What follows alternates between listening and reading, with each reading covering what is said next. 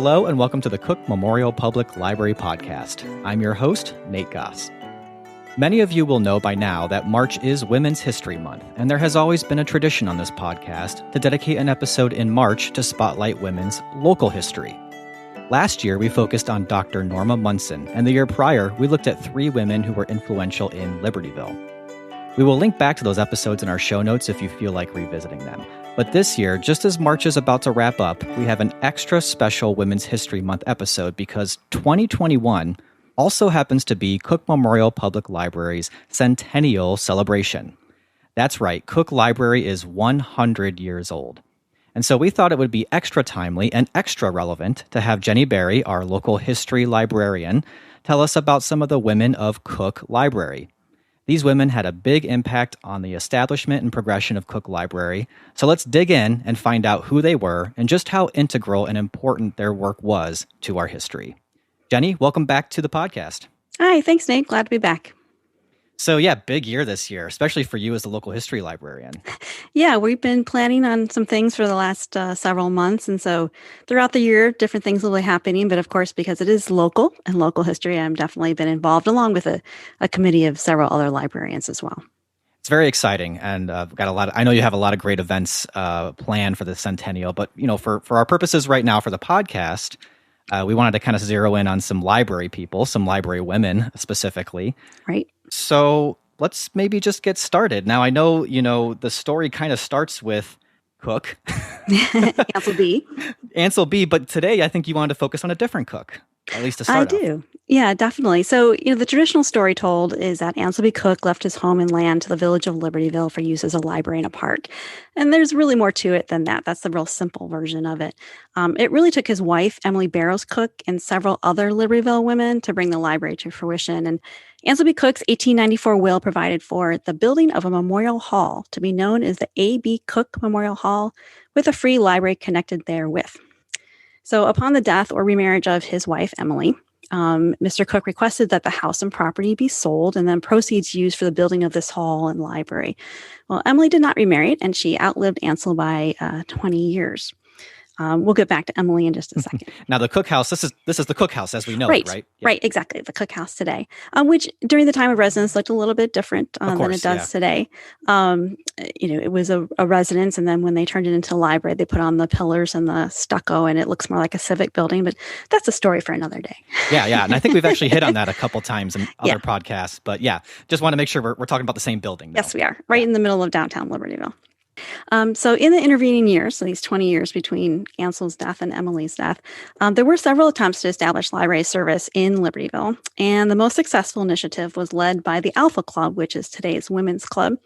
They had started a club subscription library. And then in 1910, they moved that library to the Decker and Bond drugstore and made it available to the public for subscription. So you'd pay a minimal fee to be a member of the library and then be able to check out books. Where would that drugstore today? Where is that? Is that building still around? Right, it is. It is on the east side of Milwaukee Avenue, just north of Cook.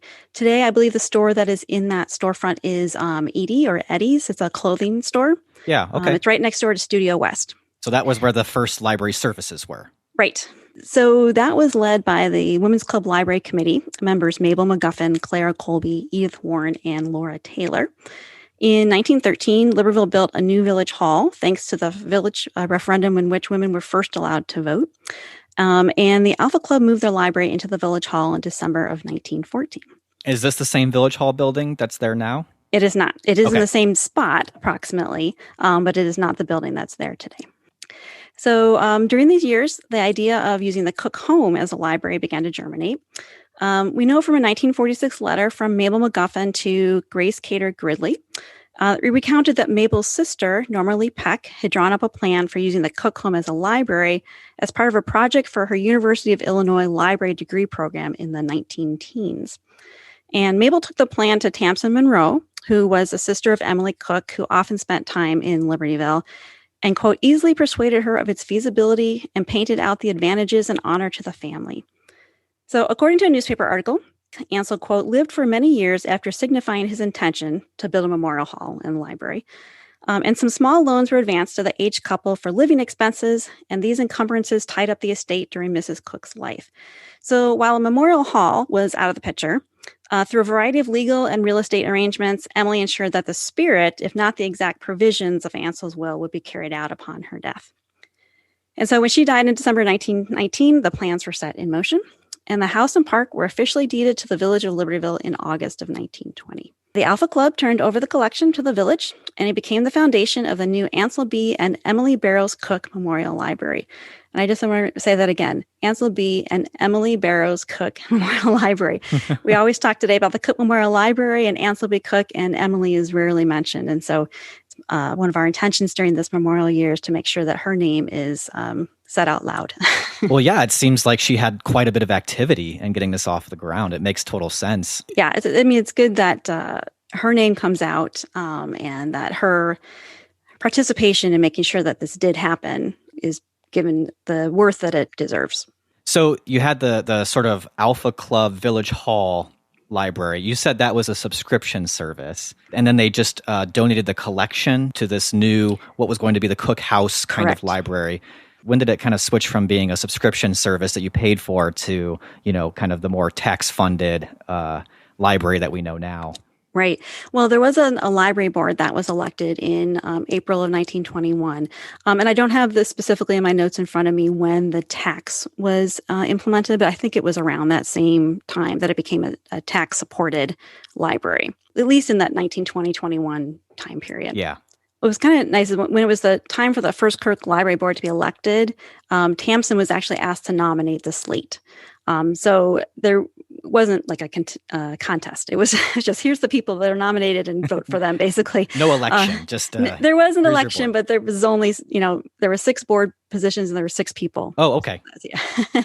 Thompson nominated Mabel MacGuffin, Clara Colby, and Augusta Lovell, as well as local residents Benjamin Miller, Dr. Charles Galloway, and Dr. Edward Smith. And they became the first library board. So unfortunately, we know very little about Emily Barrows Cook. We do know she was born in 1843 in Massachusetts, and she graduated from Kimball Union Academy in Meridian, New Hampshire. And then she attended New York's Troy Female Seminary, which, from my small research, was a pioneering higher education institution for women. So she was quite well educated. So she married Ansel B. Cook in 1892, about a year after the death of his previous wife, Anne, who was actually Emily's older sister. After Ansel's death, she split her time between Libreville and Tamsin's home in Meridian, New Hampshire. Emily's obituary reported that she was an invalid for about 2 years prior to her death and passed away from pneumonia. And that's about all we know about her right now. We don't even have a picture of her in the Libreville Mundelein Historical Society collection. We do know a little bit more about the women who led the Alpha Club Library Charge because all of them were very active in the community in different ways. So the first name, who some people might already sound familiar from some of our previous blog posts, is Clara Colby. She was featured in a 2016 blog post and later our part 2 of Stitches in Time podcast. I'm sure we'll have those in the we'll put them in the show notes for sure. Yeah.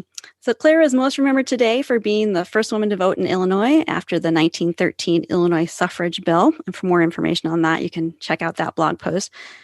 Clara was a high school drama teacher in the Libreville schools, a founding member of the Alpha Club, and she served 2 terms as its president. She was also involved in the establishment of the Libreville PTA. And as one of the original library board members, library card number 1 was issued to Clara. And we actually have that card in the Libreville Mundelein Historical Society collection. So library card number 1. So wait, so she was the first woman to vote in Illinois, and then also the first library card holder for the Cook Memorial Public Library. First card issued was in her name. Quite a few firsts, I would say then. She seems like quite the woman. Another woman who voted in that first election was Mabel MacGuffin, whose name has already come up in this podcast.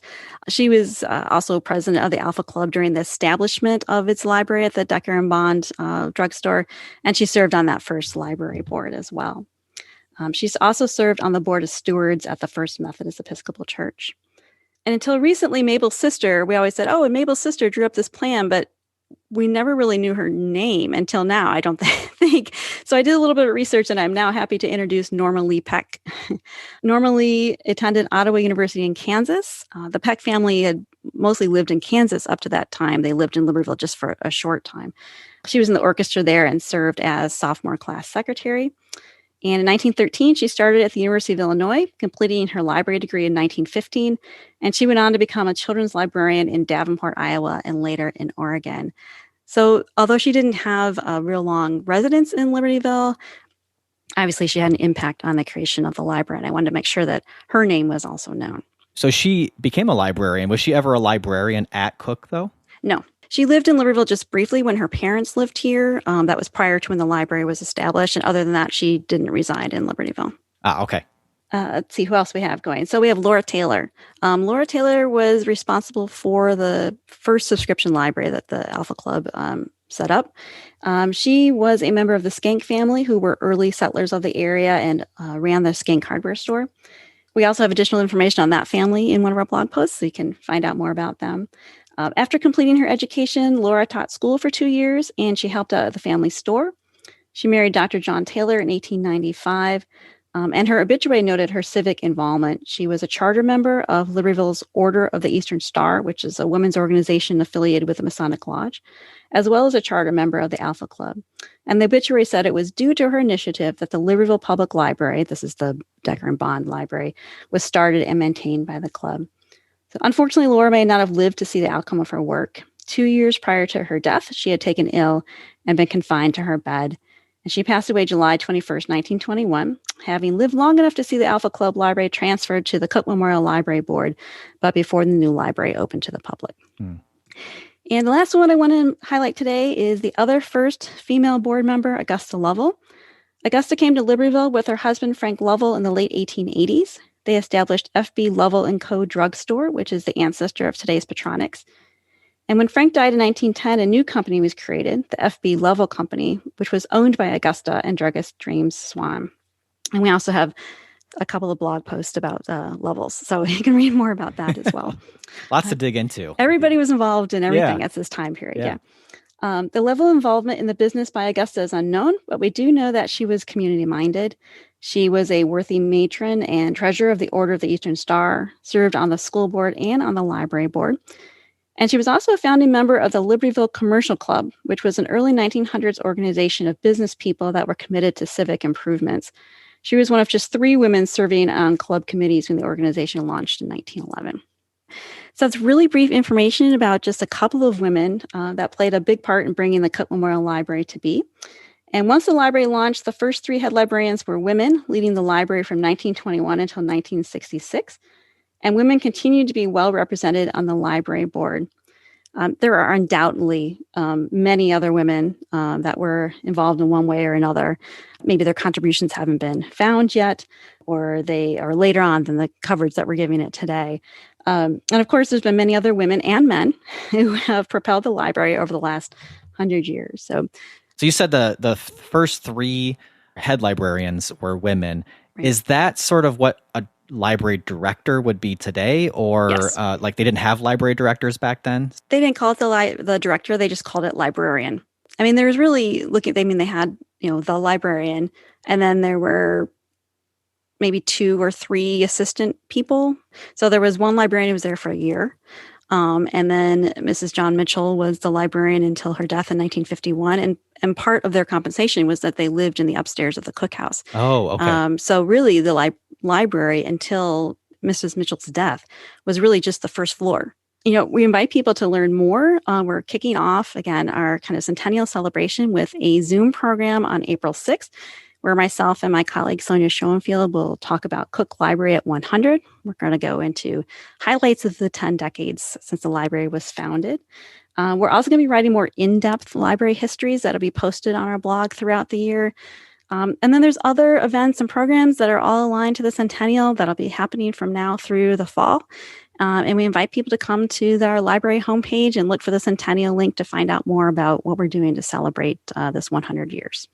Yeah, it's very exciting, and it's great that we have, so much stuff planned. It's going to be fun to see how we celebrate the rest of this year. 100 years, that's It's quite an accomplishment, really. It is. And it's really interesting to see, how much we've changed in 100 years from a library in a house with a couple of thousand books to, multiple buildings and a bookmobile and thousands of books and online resources and all sorts of other things. And serving an entire district of multiple towns, too. Correct. Yeah. So that'll be really exciting to see that progression. And I know you and Sonia will do an amazing job. I can't recommend to our listeners to attend that enough and to check out that page that we'll have up with all the other Centennial celebrations. And all those blog posts that you mentioned and anything else we can link to, we'll definitely have those in our show notes. So listeners, you can dig in as deep as you want into, I feel like we just kind of barely dropped names here in this episode. So, right. But it's been great to learn some of these names. And Jenny, as always, I just want to thank you so much for being on the podcast. I always learn so much about the history around here. Oh, thanks, Nate. Always glad to be here. Well, that just about wraps it up for this episode. Thank you for listening. If you want to read any of our other local history articles, even beyond the ones that we're going to share in the show notes, head on over to our blog, Shelf Life. That's where those local history stories will be found, along with some genealogy tips, book recommendations, archived episodes of this podcast, and so much more. That blog can be found at shelflife.cooklib.org. Also, Jenny mentioned we're going to have a page with anything you need to know about our Centennial celebration events, resources, etc. You can find that page linked on our website, so head on over to cooklib.org to find that. We're always open to your comments, your questions, your suggestions for this podcast, so if you ever want to reach out and talk to us, there's a couple ways you can do that. You can email us, webmaster@cooklib.org is where to send those messages, or you can always reach out to us on Twitter, @CookLibrary is our username. And if you enjoy this podcast, please share it with your friends, share it with your family, and one of the best ways you can show your support is to just leave a kind rating or comment on Apple Podcasts. Those reviews really go a long way to getting us new listeners. We will be back soon, but until then, keep reading, keep watching, and keep listening.